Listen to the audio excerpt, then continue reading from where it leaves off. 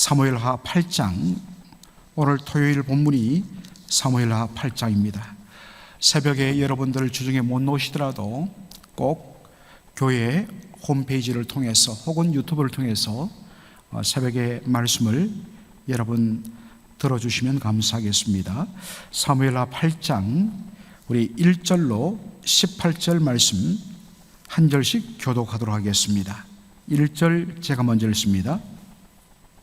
이후에 다윗이 블레셋 사람을 쳐서 항복받고 블레셋 사람의 손에서 메덱 암마를 빼앗으니라. 다윗이 또 모압을 쳐서 저희로 땅에 엎드리게 하고 줄로 재어 그 두 줄 길이의 사람은 죽이고 한 줄 길이의 사람은 살리니 모압 사람이 다윗의 종이 되어 조공을 바치니라. 르홉의 아들 소바왕 하다데셀이 자기 권세를 회복하려고 유브라데 강으로 갈 때에 다윗이 저를 쳐서 그 마병 1700과 보병 2만을 사로잡고 병거 100성의 말만 남기고 그 외의 병거의 말은 다 발의 힘줄을 끊었더니 다메섹 아람 사람들이 소바왕 하닷에셀을 도우러 온지라. 다윗이 아람 사람 2만 2천을 죽이고 다메섹 아람의 수비대를 두매 아람 사람이 다윗의 종이 되어 조공을 바치니라. 다윗이 어디를 가든지 여호와께서 이기게 하시니라. 다윗이 하닷에셀의 신복들의 가진 금방패를 빼앗아 예루살렘으로 가져오고 또 하닷에셀의 고을 베다와 베로데에서 매우 많은 놋을 빼앗으니라. 하마당 도이가 다윗이 하닷에셀의 온 군대를 쳐서 파하였다 함을 듣고 그 아들 요람을 보내어 다윗 왕에게 문안하고 축복하게 하더니 이는 하닷에셀이 도이로 더불어 전쟁이 있던 터에 다윗이 하닷에셀을 쳐서 파함이라. 요람이 은그릇과 금그릇과 놋그릇을 가지고 온지라. 다윗 왕이 그것도 여호와께 드리되 저가 정복한 모든 나라에서 얻은 은금 곧 아람과 모압과 암몬 자손과 블레셋 사람과 아말렉에게서 얻은 것들과 소바왕 르홉의 아들 하닷에셀에게서 노력한 것과 같이 드리니라. 다윗이 염곡에서 에돔 사람 1만 8천을 쳐 죽이고 돌아와서 명예를 얻느니라. 다윗이 에돔의 수비대를 두되 온 에돔의 수비대를 두니 에돔 사람이 다 다윗의 종이 되니라. 다윗이 어디를 가든지 여호와께서 이기게 하셨더라. 다윗이 온 이스라엘을 다스려 모든 백성에게 공과 의를 행할세. 스루야의 아들 요압은 군대 장관이 되고 아힐루스의 아들 여호사밧은 사관이 되고 아이도베의 아들 사독과 아비아들의 아들 아히멜렉은 제사장이 되고 스라야는 서기관이 되고 요야다의 아들 버나야는 그렛 사람과 블렛 사람을 관할하고 다윗의 아들들은 대신이 되니라. 하나님의 말씀입니다. 오늘 저는 사무엘하 8장 1절로 18절을 본문으로 말의 발목 힘줄을 끊다라는 제목으로 말씀을 전하고자 합니다. 오늘 본문 여러분들 쭉 읽어보셨으면 알겠지만 14절까지 오늘 8장의 대부분은 다윗 왕의 주변 나라 정벌에 대한 이야기를 다루고 있습니다. 제일 먼저 나오는 것이 블레셋입니다. 자, 사무엘하 8장 1절을 한번 보도록 하겠습니다. 이후에 다윗이 블레셋 사람을 쳐서 항복받고 블레셋 사람의 손에서 메덱 암마를 빼앗으니라. 오늘 전쟁 이야기이다 보니까 그냥 어떤 의미에서는 이기고 또 낯선 지명과 낯선 사람의 이름이 나오다 보니까 그냥 넘어가기 쉬운데 이 본문에도 놀라운 의미가 담겨 있습니다. 자, 여러분 먼저 우리가 블레셋 어디에 위치했는지를 한번 보도록 하죠. 네, 블레셋은 여러분 보시다시피 저 예루살렘을 중심으로 봤을 때에 서쪽에 특별히 지중해에 아주 비옥한 땅 5곳의 도시국가를 형성해서 블레셋 족속들이 거했습니다. 그곳 이 서쪽에 있는 블레셋을 정벌함에 있어서 특별히 메덱 암마를 빼앗다라고 이야기하고 있습니다. 여러분, 메덱 암마가 무슨 뜻일까요? 혹시 여러분들 가지고 있는 성경에 메덱 암마의 1번하고 풋노트 각주가 어떻게 붙어 있습니까? 모성의 굴레라. 이게 무슨 말일까? 영어로 번역을 하면 Bridal of Mother, 엄마의 브라이들. 여러분, 브라이들이 뭡니까? 말 재갈 물려서 곱비 잡는 것을 우리가 브라이들이라고 하지 않습니까?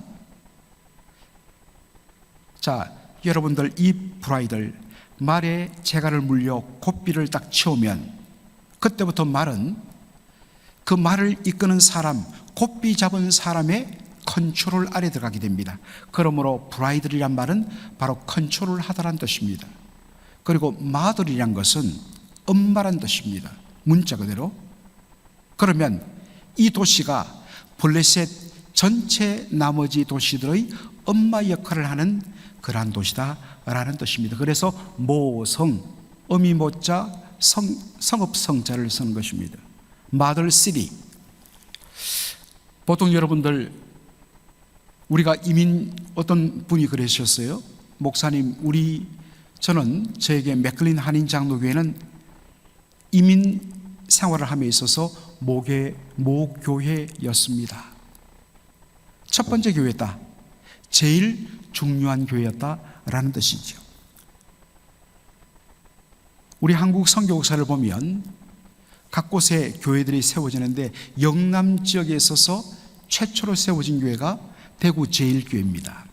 여러분, 대구 가시면 그 양령시 약정골목이라고 그래갖고 그 한약 약재상들이 많은 골목이 있는데 거기에 있는 교회가 대구 제일교회입니다. 영남 지역의 모교회, 첫 번째 생겼고 가장 영향력 있는 교회라는 뜻입니다.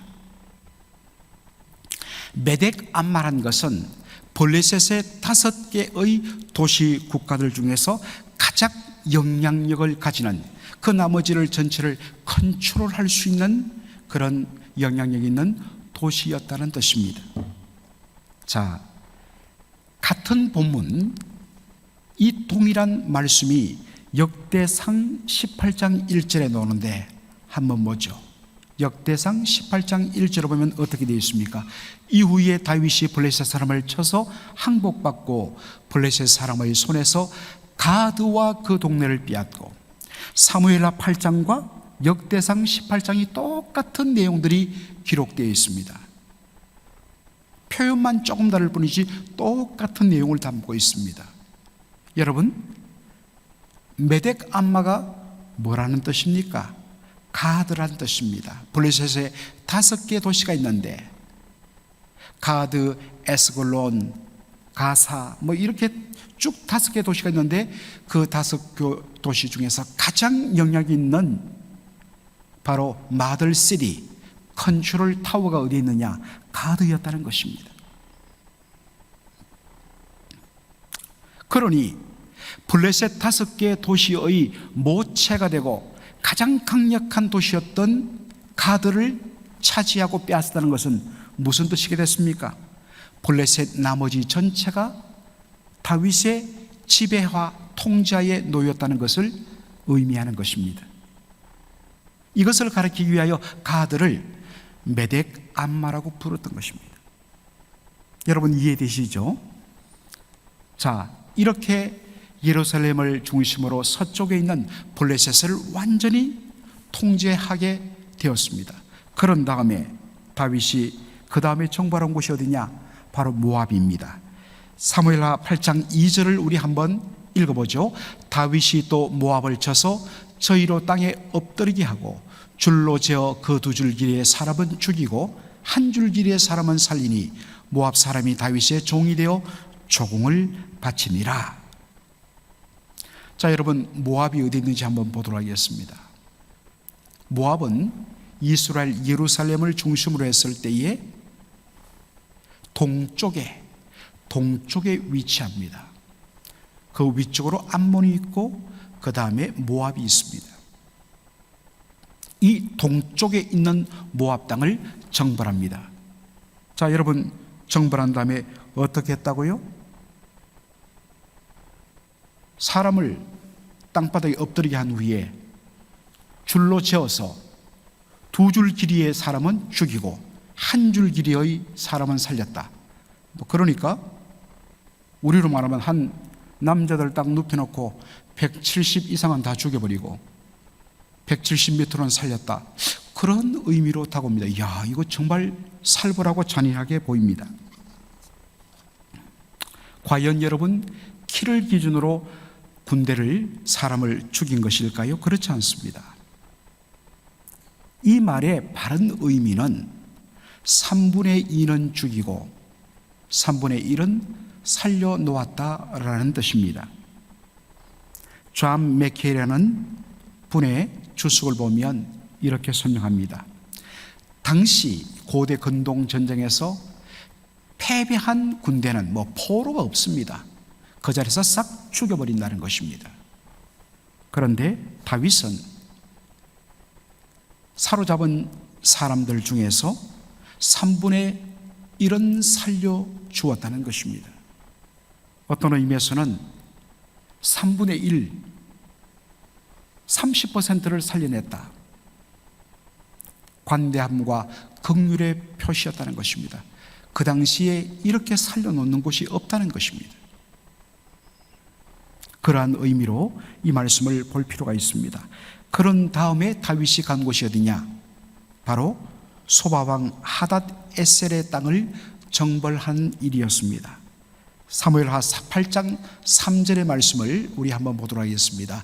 롭의 아들 소바왕 하닷 에셀이 자기 권세를 회복하려고 유브라데 강으로 갈 때에 다윗이 저를 쳤다라고 말씀합니다. 자, 여러분, 소바가 어디 있는지 또 한번 보도록 하겠습니다. 소바는 바로 이스라엘 예루살렘을 기준으로 했을 때 한참 위쪽 북쪽 다메섹, 오늘날의 시리아의 수도인 다마스커스부터 더 위쪽에 위치한 아람 나라, 시리아 족속 계열의 조그마한 나라 중에 하나가 뭐냐? 아람 소바였습니다. 그런데 이 소바왕 하맛 에셀이 그 북쪽에 있는 유브라데 강 가까운 곳에 나라가 있는 하만 나라를 치기 위하여 군대를 몰고 위로 올라간다는 소식이 다윗에게 들렸습니다. 다윗이 이 하마당 도의를 평소에 굉장히 아꼈기 때문에 그를 구원해 내기 위하여 군대를 몰고 북쪽으로 올라가서 바로 저 아람 소바왕 하닷 에셀을 칩니다. 그리고 그 땅을 완전히 정벌합니다.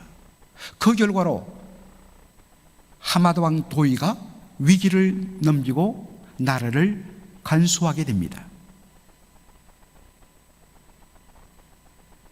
이것 때문에 우리가 뒤에서도 보겠지만 하맛 왕 도의가 너무나 고마워서 그의 아들을 통하여 정말 너무너무나 많은 그러한 물품들을 보내어서 감사를 표시하는 모습을 보게 됩니다. 자, 그런 다음에 이제 다윗이 마지막으로 한 오늘 본문에서의 일이 뭐냐? 바로 에돔을 정벌하는 일이었습니다. 사무엘하 8장 13절로 14절 보면 다윗이 염곡에서, 염곡이란 건 뭐겠습니까? Valley of Salt, 소금 계곡이란 뜻이죠. 소금 계곡 하면 여러분 뭐가 연상됩니까? 그렇죠. 소금 기둥과 소금이 바위가 깔려있는 사해, 바로 죽음의 바다 사해가 기억날 것입니다. 바로 사해 주변 지역을 말합니다. 다윗이 염곡에서 에돔 사람 1만 8천을 쳐 죽이고 돌아와서 명예를 얻으니라.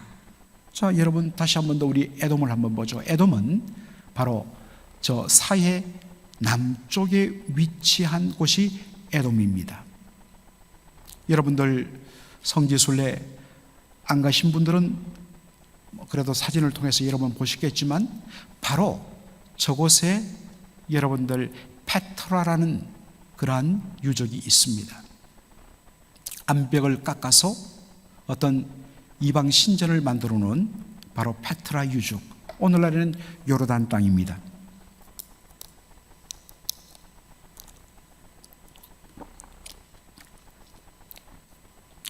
자, 그리고 이 땅을 정벌하고 그곳에 수비대를 두었다라고 기록하고 있습니다. 자, 여러분, 정리하면 어떻습니까? 사무엘하 8장에서는 다윗이 이스라엘을 중심으로 해서 동서남북 사방을 완전히 정벌함으로 말미암아 이스라엘 나라가 진정 평안을 얻게 되었다, 그렇게 기록하고 있습니다. 그런데 오늘 본문 속에서 우리가 발견하는 반복되는 표현 두 가지를 발견합니다. 그것이 뭘까요? 바로 6절과 14절에 나오는 후렴구입니다. 다윗이 어디를 가든지 여호와께서 이기게 하시니라. 다윗이 어디로 가든지 여호와께서 이기게 하시니라. 사방 어디로 가든지 다윗이 승리한 그 승리의 근원에는 여호와 하나님께서 승리하게 하셨다는 것입니다. 이것을 고백합니다.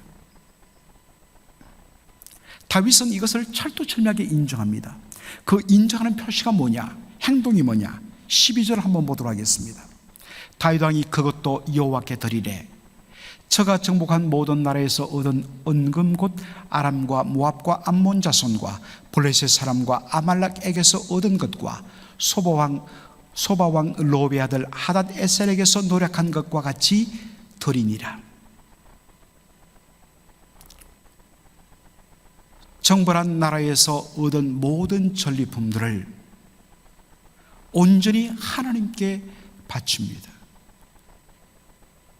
이것은 무슨 뜻이겠습니까? 이 싸움은 내가 해서 승리한 싸움이 아니라 하나님께서 이기게 하여 주신 것이므로 이 모든 것은 하나님의 것입니다.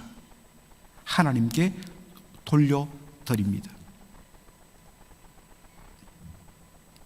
사랑하는 성도 여러분, 우리의 삶 가운데 하나님께서 크고 작은 승리를 맛보게 하시고 크고 작은 기쁨과 소득을 주시고 형통을 허락하여 주시는 이때 우리가 고백을 해야 합니다. 이것이 하나님께로부터 왔습니다. 그리고 그 고백은 구체적인 행동으로 나와야 하는 것입니다. 어떤 의미에서 우리의 소득의 11조를 드리는 그것이 가장 어떤 의미에서는 그것을 잘 보여주는 하나의 예라 할 수 있겠습니다. 고린도전서 4장 7절을 보면 바울은 우리가 눈에 보이는 어떠한 것들을 얻고 취하는 것뿐만 아니라 심지어 우리가 받은 생명조차도, 구원조차도 이렇게 말하면서 권면하고 있습니다. 4장 7절에 보니까 누가 너를 구별하였느뇨? 내게 있는 것 중에 받지 아니한 것이 무엇이뇨? 네가 받았은즉 어찌하여 받지 아니한 것 같이 자랑하느뇨? 마치 이것은 내 힘으로 내가 만든 것이야, 내가 이룬 것이야, 그러니 자랑과 영광은 내가 받아야 돼 라고 말할 수 있겠느냐? 내게 있는 것 중에 받지 아니한 것이 무엇이냐? 왜 그런데 마치 이 모든 것이 너에게서 난 것처럼 그렇게 자랑하느냐? 여러분, 한번 이 말씀 앞에 여러분을 돌아보시기 바랍니다. 오늘 본문에서 이제 말씀을 마무리하는 시점인데 주목할 것 두 가지만 짚고 마치도록 하겠습니다. 첫째는 다윗이 전쟁에서 승리한 후에 취한 행동입니다. 한 곳뿐만 아니라 나머지 모든 것에서도 그런 행동을 했을 것인데 특별히 한 곳에서 이렇게 부각하여 말하는 것을 보게 됩니다. 5절 4절 말씀, 그 마병 1700과 보병 2만을 사로잡고 병거 100성의 말만 남기고 그 외의 병거의 말은 다 팔에 힘줄을 끊었더니 라고 되어 있습니다. 여러분, 보병과 기병이 싸움을 하면 누가 이길까요? 이거는 볼 필요가 없습니다. 아무리 훈련된 보병이라 할지라도 기병, 특별히 전차 부대를 이끌고 그렇게 나가는 부대를 이길 수가 없습니다. 그래서 고대시대 왕들의 모든 관심은 가진 재정을 총동원하여 갖고 수많은 말들을 사들이는 것이었고, 그리고 그 말이 끄는 전차를 보유하는 것이었습니다.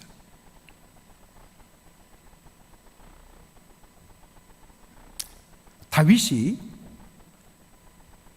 아람 소바왕 하닷 에셀과의 싸움에서 대성을 거두는데, 그런 후에 다윗이 무엇을 찾았냐면 바로 마병 1700과 보병 2만을 사로잡았다 했습니다. 여러분, 당시 병거 한 대는 2명의 마병이 탑승합니다. 그러므로 최소한 계산을 하면 그 당시 아람 소바왕이 가지고 있었던 병거는 최소한 850대라는 것입니다. 그 850대의 말, 어떤 경우에는 2마리가 끄는 경우도 있고 하다 보니까 계산하면 말만 해도 어마어마한 숫자입니다. 그런데 그 노획한 병거 중에서 100대만 남겼다는 것, 말로 따지자면 100마리 혹은 200마리 정도만 남기고 그 나머지 1000마리가 넘는 말들, 그 말 한 마리에 얼마나 비싼지 모릅니다. 그 모든 말들은 애굽에서 수입한 말입니다. 그것을 남김없이 발에 발목 힘줄을 끊었다는 것입니다. 발목 힘줄을 끊으면 말은 걷지 못합니다. 죽습니다. 버렸다는 것입니다. 얼마나 아까운 일입니까? 그 한 마리 한 마리가 얼마나 귀하고 얼마나 비싼 것인데 왜 그랬을까요?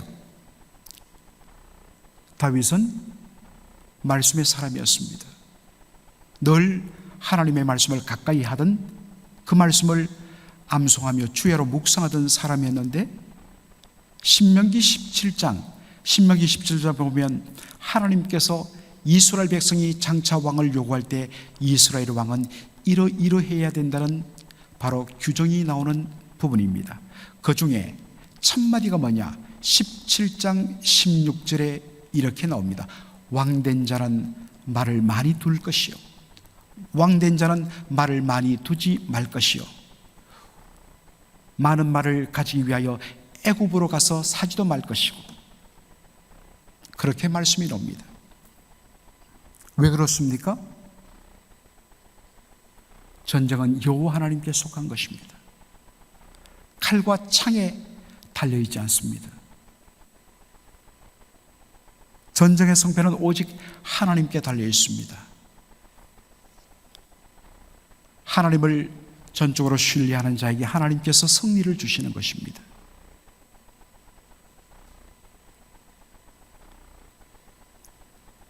다윗이 유혹이 들지 않았겠습니까?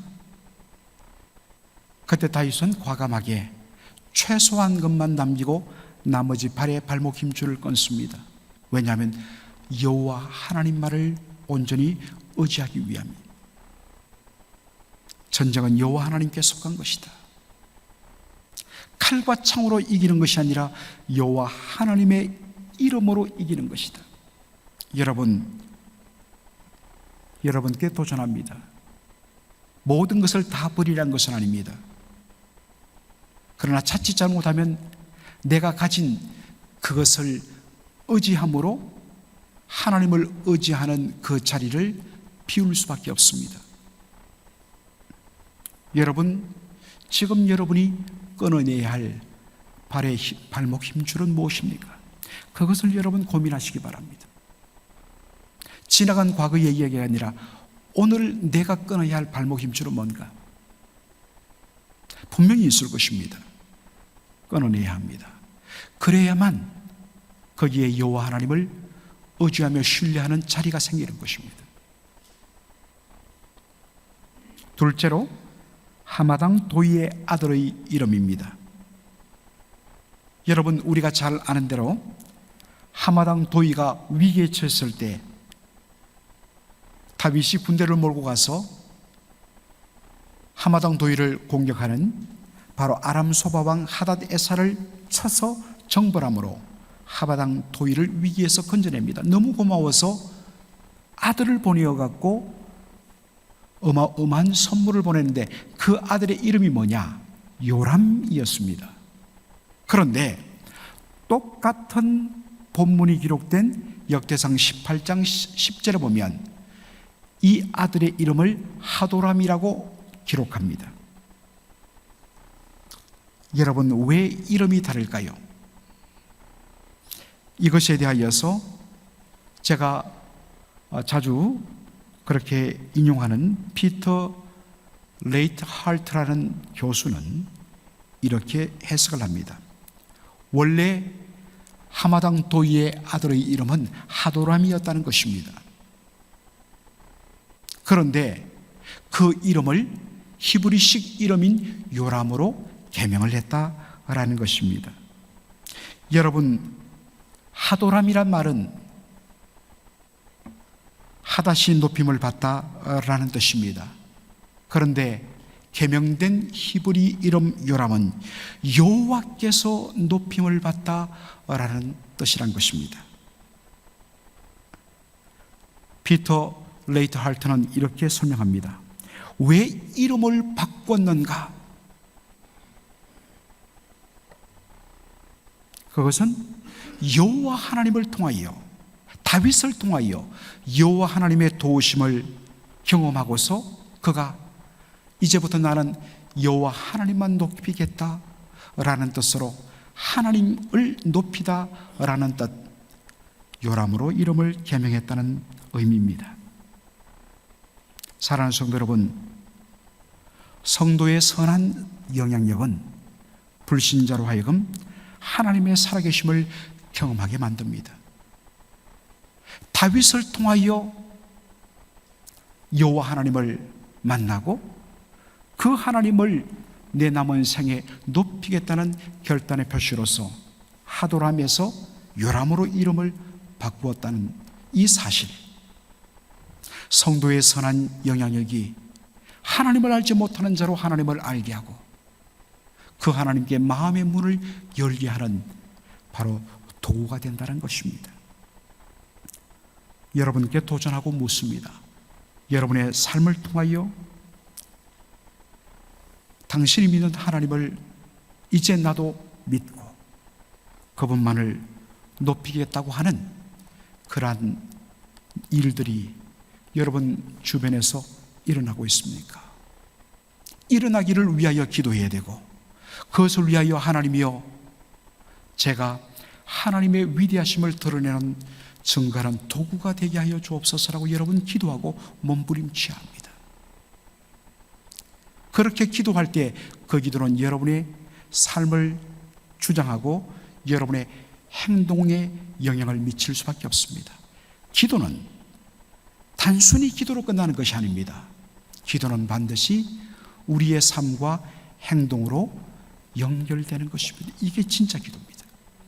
오늘도 여러분 그렇게 주 앞에 기도하시는 주여 저를 통하여 하나님을 알지 못하는 자들이 하나님을 알고 그들이 여호와 하나님의 위대하심 온전히 드러내고 높이는 그러한 사람들이 저를 통하여 주변에 나타나게 하여 주옵소서. 그것을 위하여 살게 하여 주옵소서.